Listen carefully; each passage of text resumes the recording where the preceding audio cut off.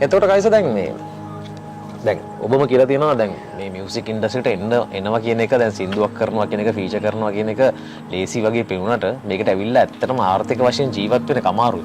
ඔබ ඒක සෑහෙන කාලයක් තිබ්බා. ඒ කියන්නේ ආර්ථික වශයෙන් මේක ගොඩ ගන්නම අමාරු කාලයක්.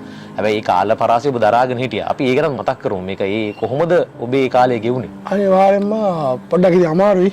ඒ වුණාට මම මේ රැප් කියන දේට තියෙන ආදරේ ඉන්නම මම හිතනවා මගේ ජීවිතේට ආදරය ඇති නැත්නම් මම මේ ජීවිතේ කොට දාගන්න යනවා මේක කොට දාන්න නැතුව පොඩ අල්ලන් හිටියා ඉතින් එක සින්දුවෙන් හිටන්න බෑ මම හැමදාම කියන මල්ලිලාට අයියේ මේක යන්නේ නැහැ කියලා අඬන්න හදනවා